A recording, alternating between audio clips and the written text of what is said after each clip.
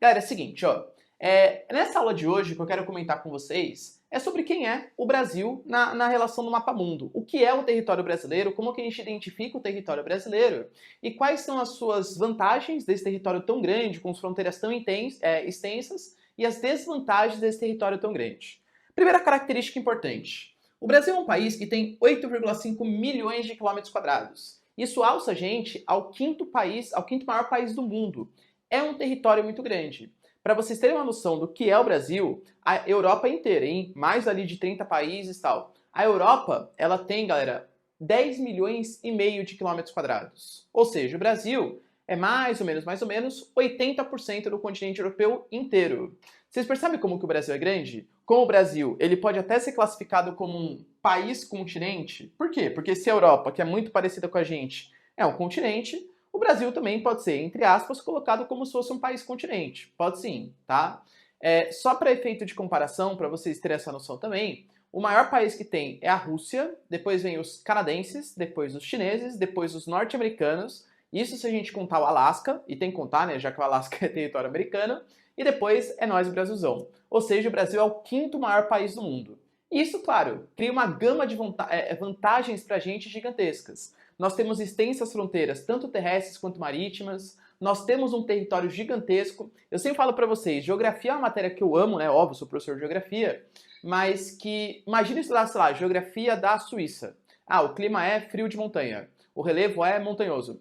Acabou. O Brasil não. O Brasil tem dobramentos antigos, tem planícies, tem depressões, tem 28 compartimentos de relevo. Nós temos enormes potencialidades. Dentre essas vantagens de ter um território tão grande, eu colocaria para vocês a possibilidade da exploração de recursos naturais. O Brasil tem minerais metálicos à vontade, tem ouro, ferro, alumínio, manganês, estranho, enfim, tudo o que você possa imaginar. O Brasil tem combustíveis fósseis, o Brasil tem muito gás natural, o Brasil tem muito petróleo, é um grande exportador de petróleo. Eu diria para vocês que a única carência do território brasileiro é carvão mineral. Carvão mineral o Brasil não tem. Falar que não tem é exagero, vai. A gente tem pouquíssimo, zoadíssimo e só no sul. Então é pouco zoado no sul, o carvão mineral brasileiro. Mas de resto, a gente tem biomassa, temos enormes florestas, tem uma variedade vegetal muito grande, tem cerrado, mata das araucárias, mata atlântica, floresta equatorial. A gente tem muita coisa aqui no nosso território, uma possibilidade gigantesca de exploração de recursos. Nós temos áreas, por exemplo, que possibilitam, sei lá, exploração de energia nuclear, porque a gente tem muito urânio. A gente tem áreas que possibilitam hidrelétricas, porque nós temos rios muito caudalosos e cheios de quedas d'água. Nós temos um litoral bastante extenso que venta bastante, com a convergência de ventos importantes, e isso possibilita, por exemplo, a exploração de energia eólica. Ou seja, a gente tem potencial para fazer muita coisa. Do ponto de vista natural, o Brasil é praticamente perfeito. E a gente ainda está no meio de uma placa tectônica. Então não tem tantos abalos sísmicos assim como teria em outros países, tipo Chile, Japão e por aí vai, tá? Só que, claro, tem uma desvantagem desse território tão grande. E a desvantagem é justamente a administração desse território. Imagina o seguinte, você com uma pessoa só, você consegue muitas vezes administrar o seu quarto, não deixar seu quarto bagunçado e tal. Professor, nem isso eu consigo. Então, mas enfim, né? Agora imagina se você, dono do seu quarto, tivesse que administrar não só o seu quarto, mas administrar a sua casa inteira, um hotel inteiro, se tivesse um hotel inteiro, que isso que é o Brasil, um negócio gigantesco. É muito complicado administrar. Até porque o Brasil é muito regionalizado, nós temos vários Brasis dentro de um Brasil só. Imagina que hoje o presidente, o nosso governo de maneira geral, ele tem que dar conta de promover políticas públicas adequadas para Roraima e para o Rio Grande do Sul, que são regiões completamente diferentes. O Acre e Santa Catarina, Rio Grande do Norte e São Paulo, são regiões muito diferentes. Então, para a gente conseguir administrar esse território de uma maneira tão intensa, a gente adotou duas soluções. Primeiro, que é o federalismo, e a próxima que eu vou falar na próxima lousa, que é a regionalização do nosso território. Vamos lá. O que seria o federalismo? O Brasil, nome completinho ali do Brasil, nós somos uma república presidencialista, democrática, federalista. O que isso quer dizer? Sendo uma república presidencialista, quer dizer que o nosso chefe de Estado é o mesmo cara que o nosso chefe de governo, que é a figura do presidente. Nem sempre é assim. nós temos, por exemplo, repúblicas parlamentaristas, em que você tem o presidente, que é o chefe de Estado, é o cara que representa em convenções, etc., mas o chefe de governo é o primeiro-ministro. Nós temos monarquias parlamentaristas, a exemplo do Reino Unido. O Reino Unido tem ali a Rainha Elizabeth, mas tem o primeiro-ministro Boris Johnson. A Rainha Elizabeth é chefe de Estado. Aliás, só uma pequena curiosidade, vai. A Rainha Elizabeth não é só rainha, chefe de Estado só do Reino Unido, tá? Também é do Canadá, Papua Nova Guiné, Austrália e outros países, antigas colônias inglesas, tá bom? Mas enfim, voltando. O Reino Unido é uma monarquia parlamentarista, porque o chefe de Estado é a Rainha Elizabeth e o chefe de governo é o primeiro-ministro. Aqui no Brasil, nós temos uma república presidencialista. Então, o chefe de governo e o chefe de Estado é a mesma figura, que é o presidente, que é eleito a cada 4 anos, com a possibilidade de reeleição, tá bom?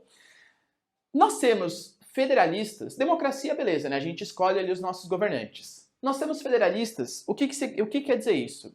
Quer dizer que cada unidade da federação, o Distrito Federal, São Paulo, Rio de Janeiro, enfim, nossos estados e os nossos municípios, eles têm relativa autonomia.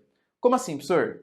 Se a gente pegar o Brasilzão como um todo, eu vou separar para vocês em F, que é a esfera federal, que é o Brasil todo mesmo, tá bom? Os estados, São Paulo, Rio de Janeiro, Santa Catarina e por aí vai, e os municípios. Por exemplo, no estado de São Paulo tem o município de Campinas, município de Santos, de São Paulo mesmo, de Campinas e por aí vai, tá? O que eu tô falando para vocês? Que municípios e estados, eles têm autonomia para fazer, para criar suas próprias leis, desde que, claro, não vá contra uma lei federal. Por exemplo, pena de morte. Pena de morte é uma coisa que está prevista em Constituição que não pode ter no Brasil. Então, o estado de São Paulo não pode criar uma lei que seja favorável à pena de morte. O município de São Paulo não pode criar uma lei que seja favorável à pena de morte. Mas o município, ele pode criar e votar uma lei que seja adequada à sua realidade, desde que, claro, não vá contra uma lei estadual e muito menos contra uma lei federal. Por quê, galera? Porque são são regiões muito diferentes, né? Que nem eu falei para vocês. Imagina o estado do Rio Grande do Sul tendo que seguir exatamente as mesmas leis do que Roraima. Um dos dois, pelo menos, né, ou os dois, não vão ficar contemplados pelas leis. Vão ser leis que não representam a realidade daquele local.